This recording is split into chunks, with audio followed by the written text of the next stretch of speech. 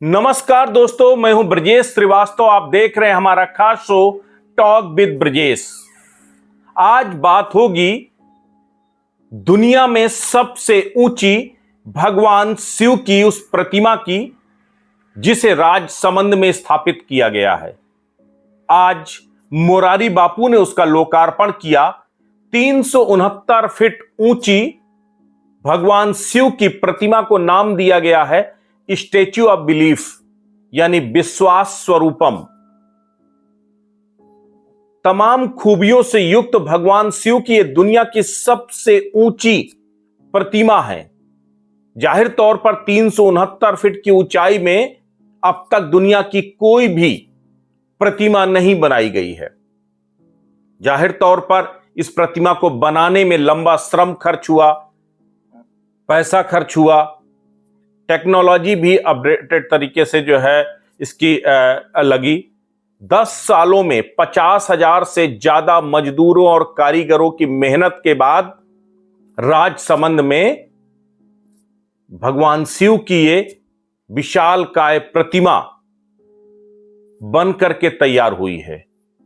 अब सबसे बड़ी बात यह है कि 10 साल पहले अशोक गहलोत के शासनकाल के समय ही इसकी नींव रखी गई थी। तब मोरारी बापू ने 2012 में इसकी नींव रखी थी और अब 2022 में इसका लोकार्पण किया गया है। आज इसका लोकार्पण मोरारी बापू ने किया। 9 दिन कथा चलेगी। दुनिया भर से यहां पर भक्त आए हुए हैं और एक जबरदस्त जमघट, लाखों की तादाद में यहां पर श्रद्धालु यहां पर पहुंचे हुए हैं। वैसे भी हिंदुस्तान में अगर बात करें तो अलग अलग ज्योतिर्लिंगों के दर्शन के लिए दुनिया भर से श्रद्धालु आते हैं और इस पूरे जो है शिवधाम को तैयार जिस खूबसूरती के साथ किया गया है वो चर्चा का विषय है। लेकिन ये तो विश्वास स्वरूपम की बात है, लेकिन हम दरअसल इस चर्चा को थोड़ा सा आगे ले जाते हैं। क्या ये विश्वास स्वरूपम राजस्थान में गहलोत सरकार को वो विश्वास दे पाएगा? क्या ये विश्वास स्वरूपम के जरिए 2024 में कांग्रेस वो विश्वास अर्जित कर पाएगी? इस लोकार्पण के मौके पर अशोक गहलोत ने राहुल गांधी को शिव भक्त बताया। कहा कि राहुल गांधी शिव के अनन्य भक्त हैं। और सबसे बड़ी बात यह है कि विश्वास स्वरूपम भगवान शिव की 369 फीट ऊंची ये जो प्रतिमा का लोकार्पण हुआ है, इसके अगर आप सियासी मायने तलाशिए तो आने वाले वक्त में राजस्थान में चुनाव है, आने वाले वक्त में मध्य प्रदेश में चुनाव होगा, आने वाले वक्त में 2024 का चुनाव होने जा रहा है। और इस पूरे इन चुनावों के बीच में क्या इन जो धार्मिक लोकार्पण हुए हैं, क्या इनके कोई सियासी मायने हैं क्या? इसको थोड़ा सा जो है बार बार चूंकि चर्चा आ रही है, बार बार सवाल खड़े हो रहे हैं।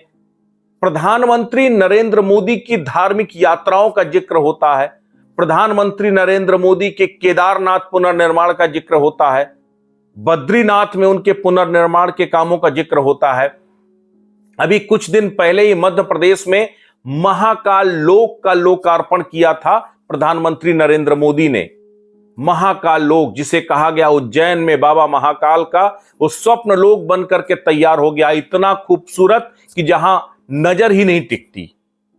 इससे पहले वाराणसी में काशी विश्वनाथ कॉरिडोर तैयार हुआ था। मणिकर्णिका घाट से बाबा विश्वनाथ का सीधा दीदार होता है। आप गंगा जल लेकर के सीधे बाबा विश्वनाथ के धाम तक पहुंच सकते हैं। कहते हैं शिव को सत्यम शिवम सुंदरम कहा गया है। शिव ही सत्य है, शिव ही सुंदर है, शिव साकार है, शिव निराकार है।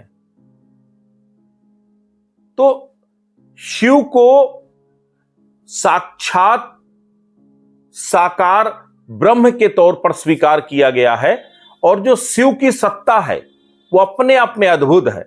लेकिन अब सवाल यह है, लड़ाई इस बात की है कि भगवान शिव का आशीर्वाद किसको मिलेगा। एक तरफ शिव भक्त मोदी जो काशी से बार बार ये उद्घोष करते हैं, केदारनाथ से उद्घोष करते हैं, महाकाल लोक में जाकर उद्घोष करते हैं कि उनसे बड़ा शिव भक्त कोई नहीं है। अब इस बीच राहुल गांधी भी अब शिव भक्त हो जाते हैं। उसके बाद विश्वास स्वरूपम के तौर पर राजस्थान की जो कांग्रेस सरकार है वो भी अपने आप का, अपने एक तरह से कहिए इमेज मेकओवर की ये पूरी तैयारी करती है।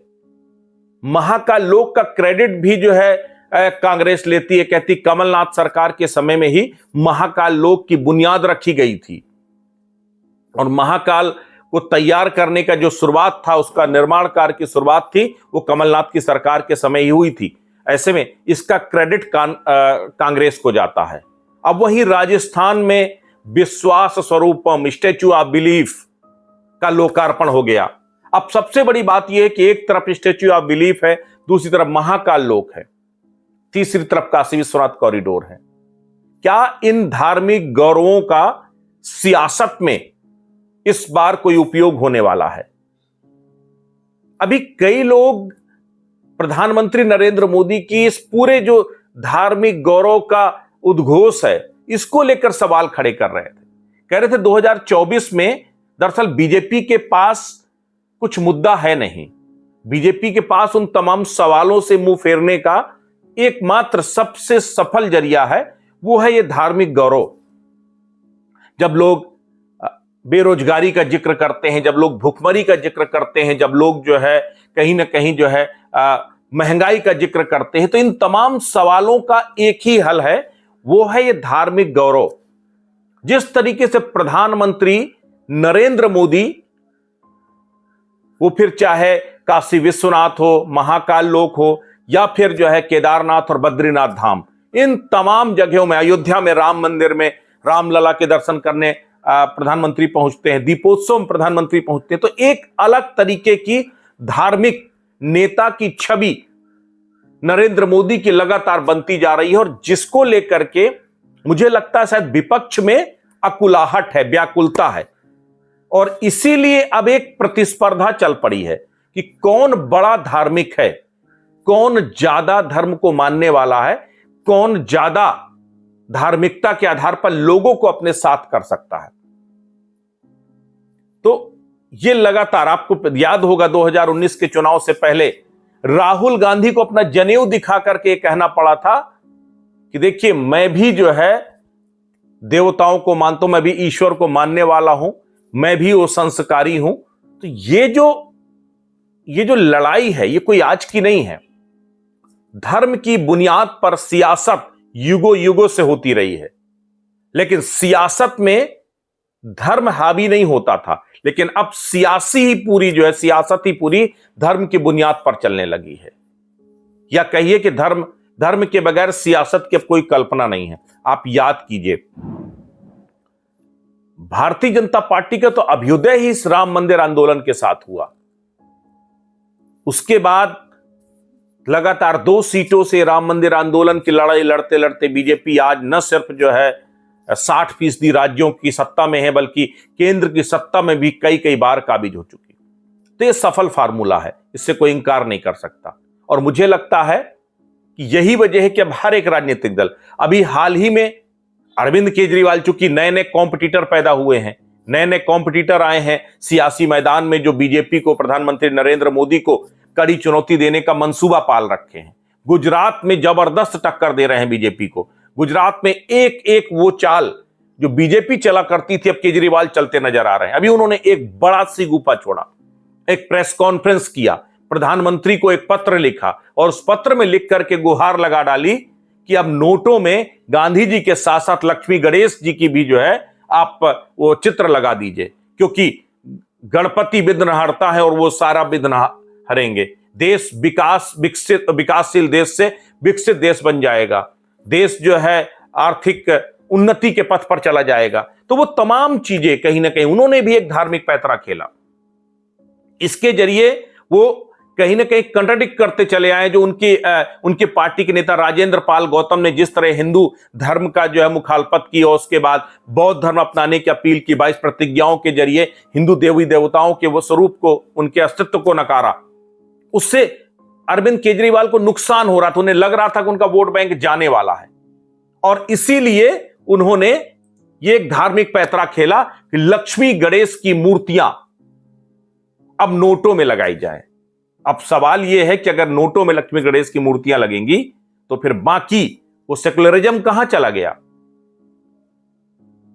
सीधे तौर पर आप उसी पैटर्न में आ रहे हो जहां से बीजेपी ने अपनी सियासत को परवान चढ़ाया।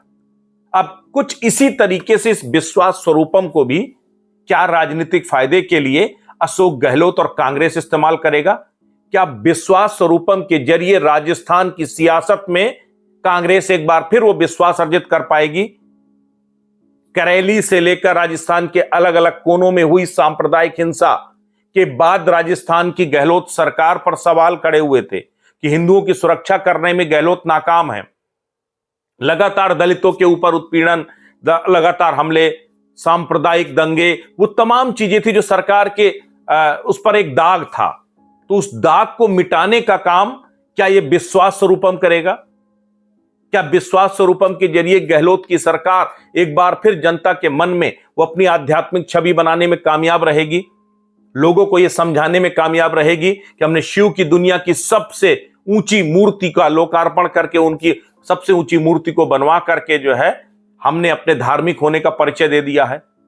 और क्या 24 की लड़ाई भी इसी धार्मिक गौरव के आधार पर लड़ी जाएगी? वो तमाम बुनियादी मुद्दे अब गौड़ हो जाएंगे, पीछे चले जाएंगे। एक तरफ से उद्घोष होगा कि मैं सबसे बड़ा शिव भक्त हूं, दूसरी तरफ से उद्घोष होगा मैं सबसे बड़ा शिव भक्त हूं, और तीसरी तरफ से आवाज आएगी कि अगर आप दोनों शिव भक्त हैं तो मैं लक्ष्मी गणेश का भक्त हूं। तो कुल मिलाकर के 2024 की जो लड़ाई है और 2024 से पहले कई राज्यों की जो लड़ाई है वो अब धार्मिकता पर आकर सिमट जाएगी क्या? इस बीच में सवाल यह भी है कि क्या धर्म को ड्रग्स की तरह इस्तेमाल किया जा रहा है क्या? कि आप एक व्यक्ति को नशे से युक्त कर दीजिए और उसके बाद वो तमाम चीजें सुध बुध को बैठेगा। यानी कि धर्म का डर हो, धर्म के प्रति लोगों का जो है अपना डेडिकेशन हो, धर्म के प्रति आस्था हो, क्या इनका सियासी फायदा उठाने का एक शॉर्टकट अपना लिया है क्या राजनीतिक दलों ने? ये वो तमाम सवाल है। तो ऐसे में विश्वास स्वरूपम स्टैच्यू ऑफ बिलीफ के जरिए न सिर्फ दुनिया में राजस्थान की सरकार ने एक बड़ा कीर्तिमान स्थापित किया है, बल्कि इसके साथ ही उस धर्म की लड़ाई में, उस सियासी धर्म युद्ध में मजबूत एंट्री अशोक गहलोत ने भी दर्ज करा दी है और बता दिया है कि लड़ाई में हम भी पीछे नहीं हैं। हमारे पास काडर हो, संगठन आज खोखला हो चुका है, पार्टी में जो है अलग अलग तरीके से जो है फूट है, पार्टी में सिर फुटावल की नौबत है।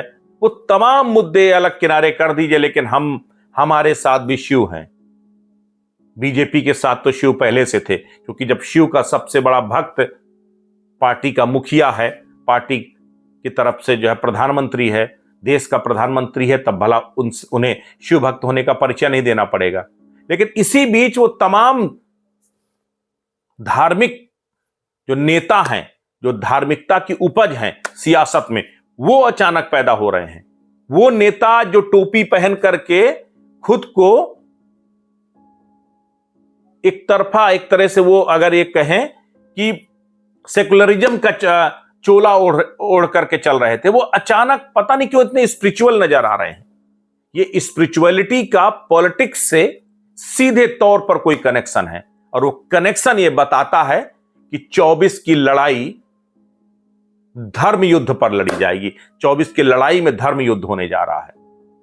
मुद्दे गौण हो जाएंगे और ये 24 में तय होगा कि कौन बड़ा धार्मिक है, कौन बड़ा शिव भक्त है, कौन ज्यादा आध्यात्मिक चोला ओढ़ सकता है।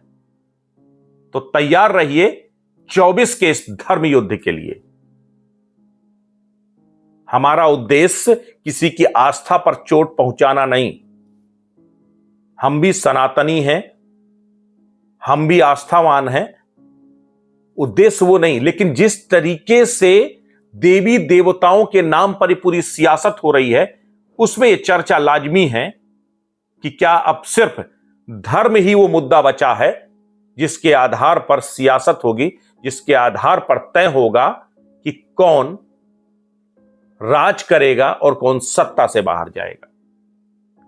तो आपको हमारा विश्लेषण कैसा लगा, कृपया कमेंट में जरूर बताएं, कमेंट करके। इसके साथ ही हमारे पेज को लाइक और सब्सक्राइब जरूर करें। नमस्कार।